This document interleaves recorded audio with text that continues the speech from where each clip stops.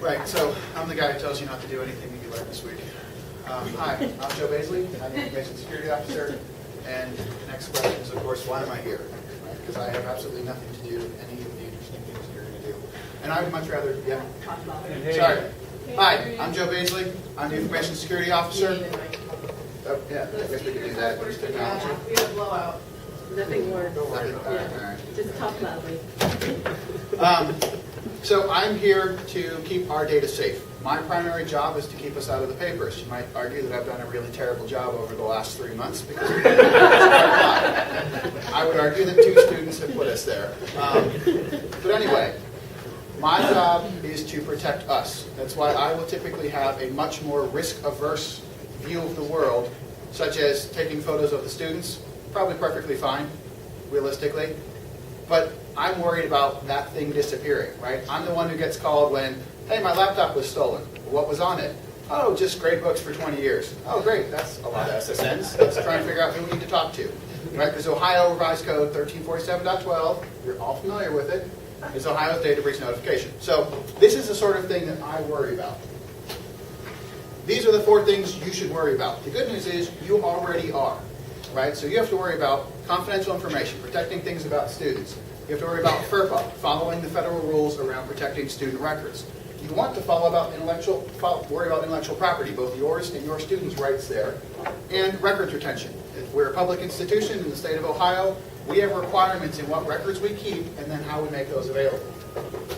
So, confidential information. You already worry about this. This is the good thing about all of this cloud stuff. You should already be doing all of these things. So it's just adapting what you're doing now to protect information in a different storage medium.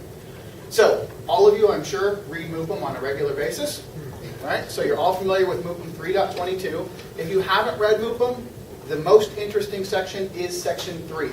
Section 3 is all of the rules that you really have to follow. So it is kind of interesting to read that. It's out on our website. But 3.22 is basically, you are all responsible for protecting information from unauthorized disclosure. All of us are, as employees of Miami, right? The key is confidential information getting posted to the cloud about your students. That's a bad thing.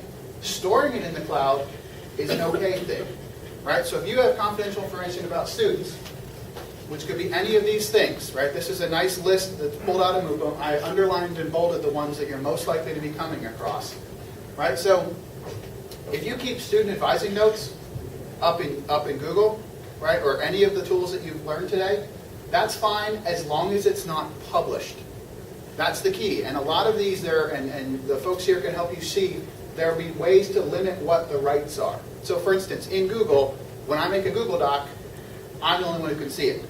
I can then choose to share it with identified people, share it with anyone who has the link, share it with the world. Once I've moved from only I have it to I'm sharing it with people, I'm starting to get near that line or cross that line of posting this information online, which leads to me having a bad day. The one to look at in the corner, student plus numbers. The student plus number outside of Miami is completely meaningless, right? I cannot steal your identity with a student plus number. However, at Miami, we use student plus numbers to identify students on reports that contain confidential information. So it is a decision of our administration that a student plus number is confidential data. Your plus number is not. You can post my plus number all you want. I'm not a student. It's a meaningless number. But a student plus number is confidential information. That said, we're not going to have a big press release, hopefully, the next time we release a lot of them. Last time we did it is when we accidentally emailed the entire freshman class everyone's plus number. So if you're doing mail merges, please practice them before you send them. So FERPA, again, FERPA, this is things that you're already doing. From a FERPA perspective, whether someone is our agent is an important distinction. Anyone that you've gone through that click-through or we've signed a contract with them, at that point they have become an agent of the university, so they are able to have student data stored in them. What to worry about, and this is the part, this is what makes me cringe a lot. This is where Glenn and I will have a slight disagreement in how to use things. Making things visible outside of class is something that you should be, in my opinion, getting permission from the students to do. Get them to sign a FERPA release form. This is available on the Office of the General Counsel's website. If someone on LTSI can remind me via email, I will send a link out that can be sent to the group. It's just a form that says, you know, I'm expecting you to keep a public blog, right, that anyone can see.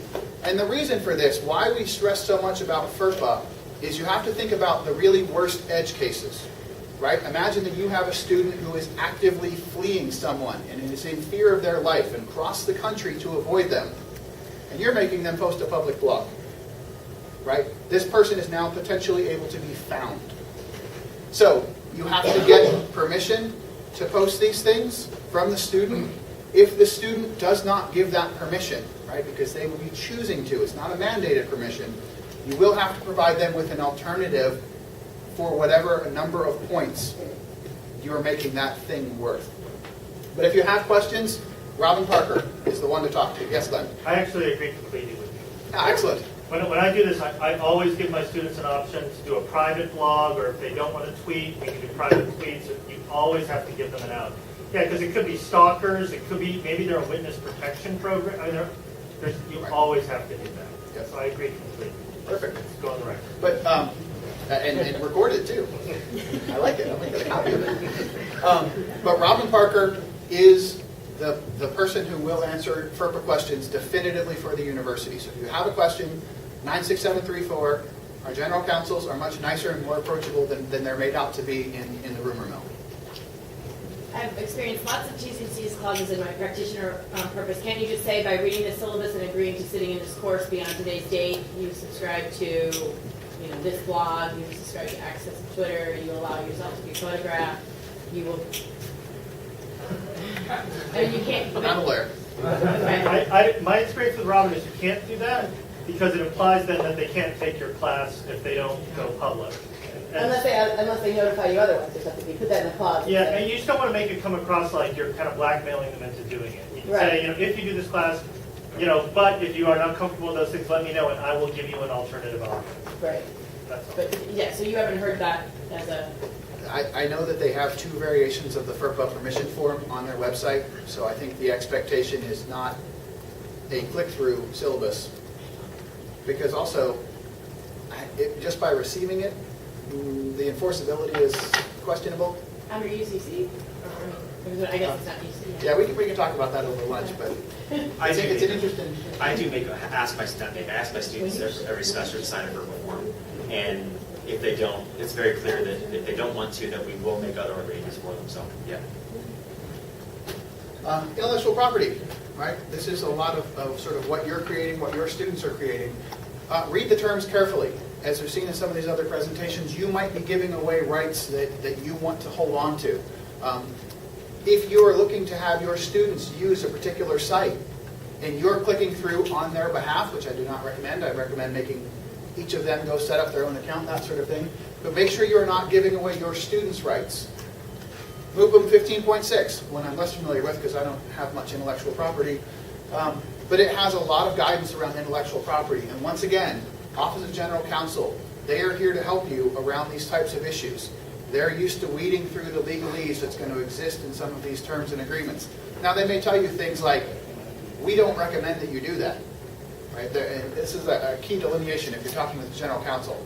There's a huge difference between you cannot do that and we don't recommend that you do that. One of them is legal. You cannot do this. It violates the law. The other is you're opening yourself up to a big risk, but if you're okay with that, you can. So just something to be aware of when you're talking to them. But they are here to help protect your intellectual property rights. Records retention. Oh, I just want yes. to jump in really quick because this question comes up every year. The default is that your students own the intellectual property to anything they make in your class. That is the default. You cannot give that away. You cannot sell anything your students make.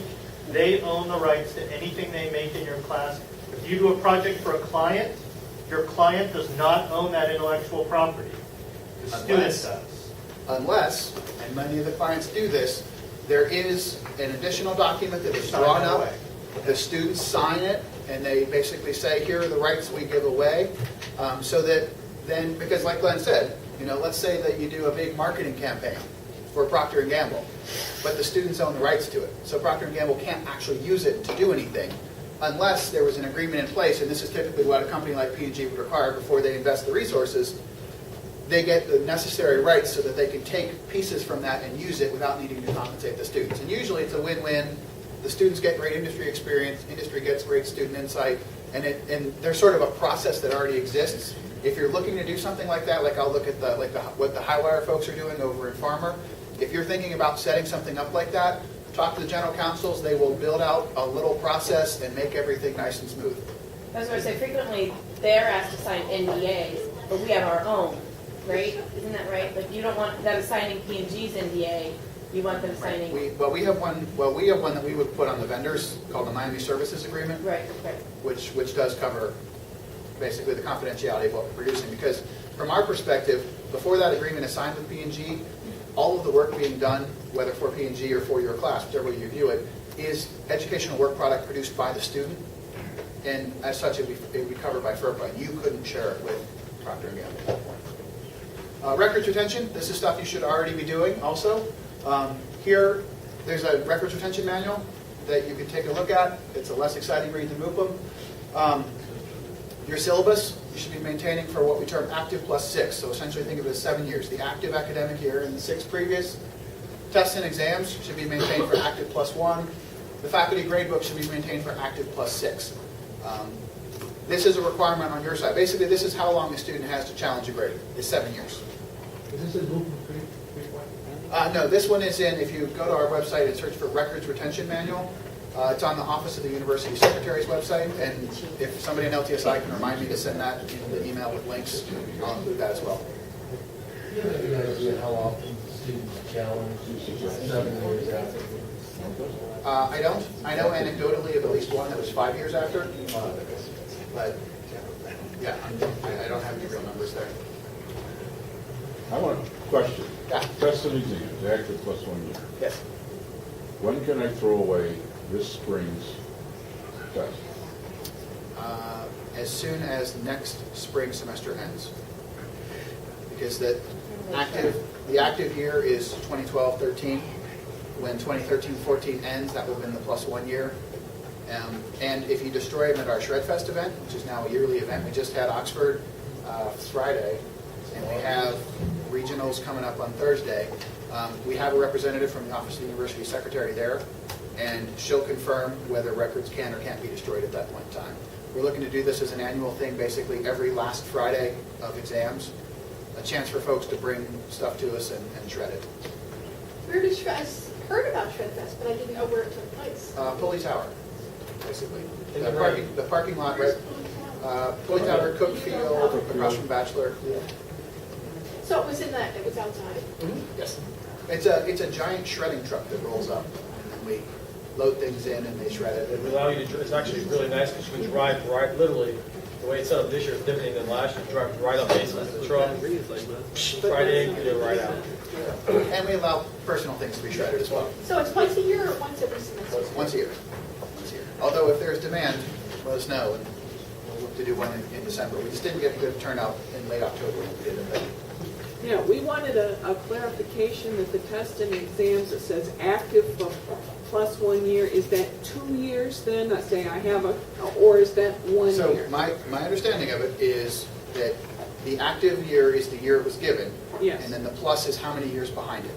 So So- if you give it now, right, for this semester that just ended, the active year is done at that point. Oh, And then it's done plus at 1 that year, point. so it would be 12 months from today, Okay. basically.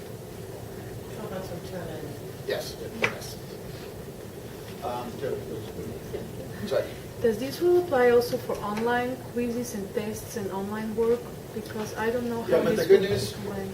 is Okay. if you're using NICA or some other system that's storing records for a period of time, this is already happening. Okay. Right? How about a Just vendor? Vendor like Connect, which is a McGraw-Hill testing. I hope they are, but I have no idea. People I only know our system. After the class is over. This is kind of snarky. Is it safe to say that grade book will be available 6 years from now? given what we just went through with Blackboard, and Oh, you understandable. must save this, you must use this, you must. So, what I'll say is the data from Gradebook will still be available. I can tell you, having had to comb through old Blackboard grade files, I don't know if any of you got emails from me asking me to validate grades of students that I suspected in the grade thing. That's me. Hi. Part of that included going into the old Blackboard shells, harvesting out all of the grades that were entered in Blackboard and providing those to some faculty members, because it did go back across that boundary. So we will store the data. Whether you can easily get to it, like in this case, if you needed to get Blackboard grades, you'd have to send in a ticket, we kick it off to some developers, a couple days later, you get a spreadsheet. So it's not easy, like it's not an on-demand thing for you to be able to get to, but we have the data. And we will have the data for NECA. If we have a records retention requirement for a system that we are forcing people to use, we will store that data.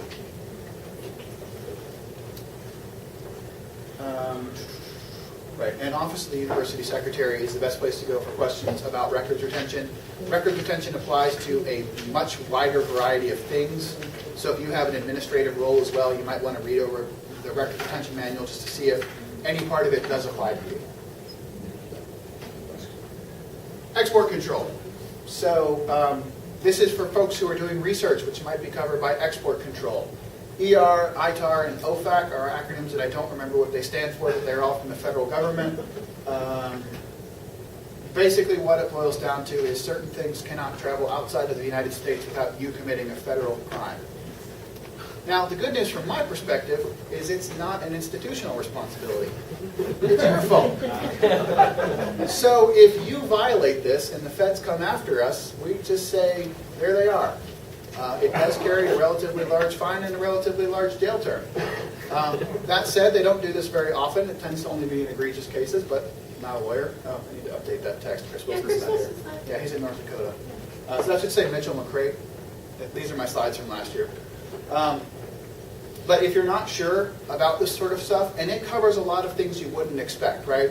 The general intent is we don't supply things that can be used in wars to people who are our enemies. Okay, that makes sense. But that includes things like cryptography, things to detect earthquakes. That's my personal favorite. If you have equipment that can detect earthquakes, does anyone know the military purpose of that? It's to detect whether someone set off a nuke underground.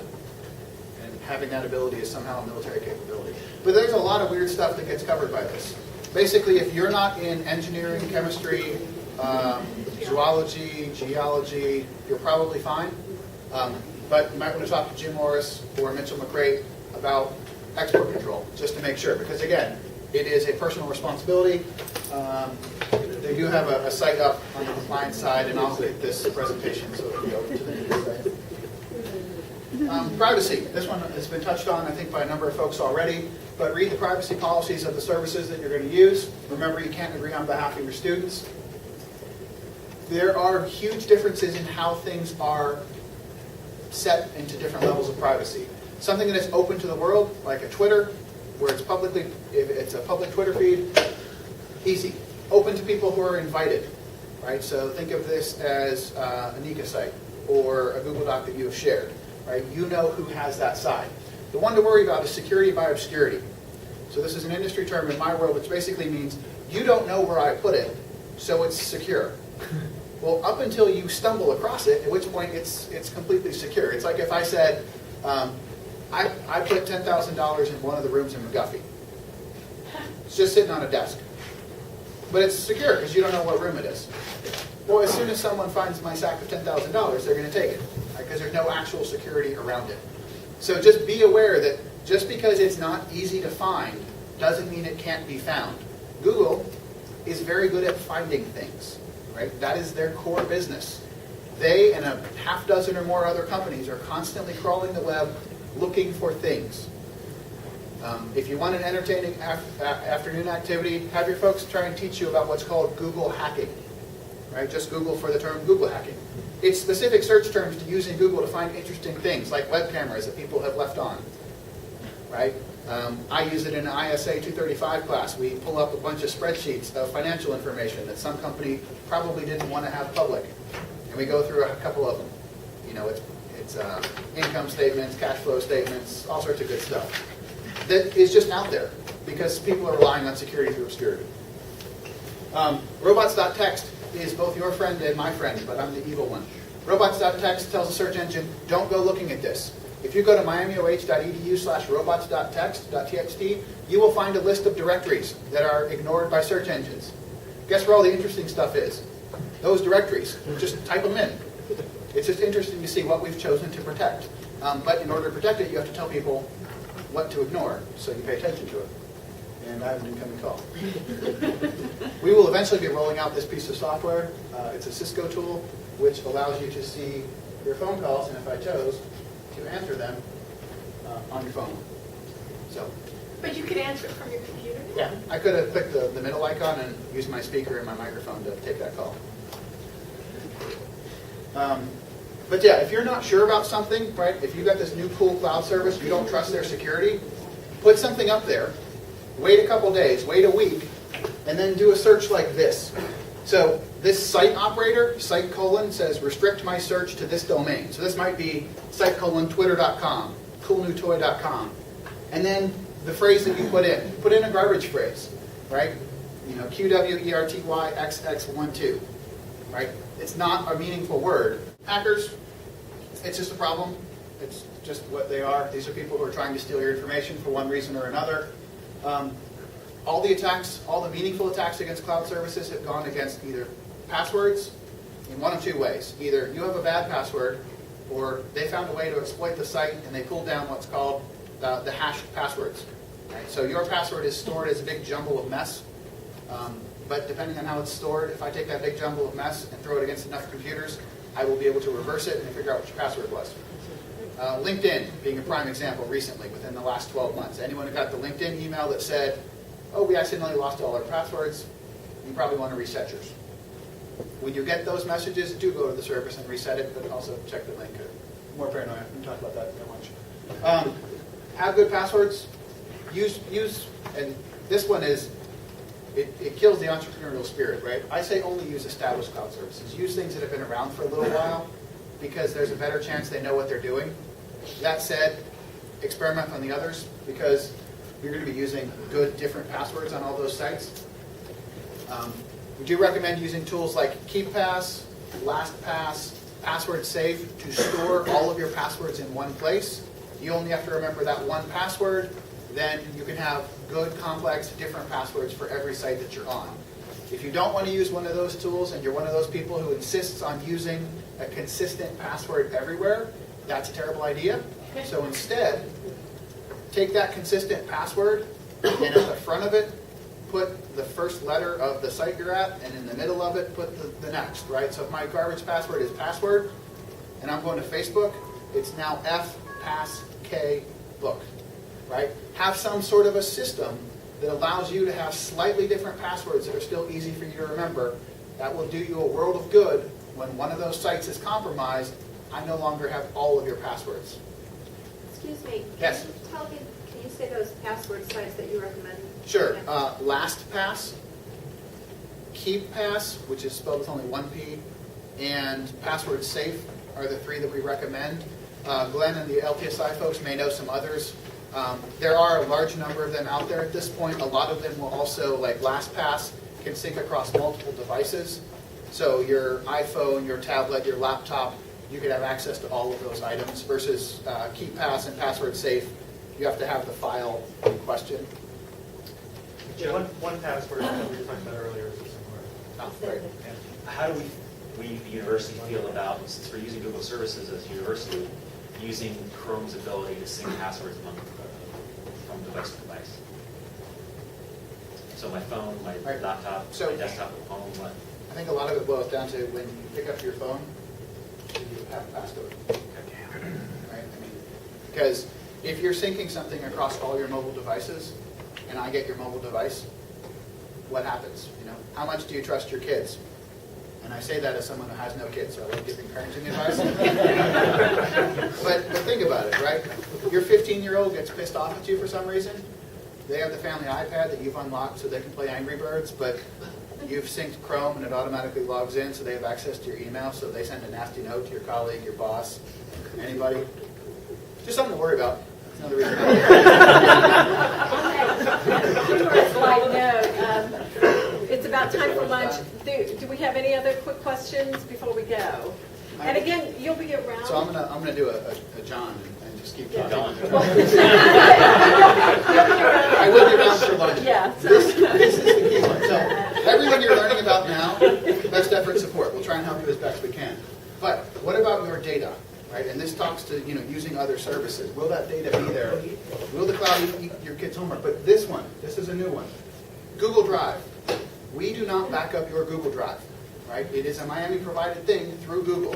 So if you have a Google document and it gets deleted, it is gone. We don't have some magic way to get that back. If John has a document and he shares it with me and he gives me full control of the document and I delete it because I'm done with it and John really wanted to keep it, it's gone. So if you have a really important thing that you want, every once in a while, pull a copy down from your Google Drive, put it on your My Files, your MU files, your local machine, something where you have a second copy, and if it's on those network drives, where it's getting backed up. But this is an important thing. We're starting to get some phone calls of, can you recover my really important document? Where was it? Google Drive. No, we're sorry. So that is a shift. As we're putting more stuff in the cloud, backup is becoming slightly more your responsibility. So, I'm just looking to point out issues. Yeah. Could you post this? Can you upload it? I'll push it up to the media site, yeah. Really, from my side, it's just be aware of risk. If you have questions, you want to talk about a service, anything, please send it my way. If you see anything weird, feel free to send those my way, phishing, whatever. I'd rather get 100 things that are small than not hear about the one that I should have.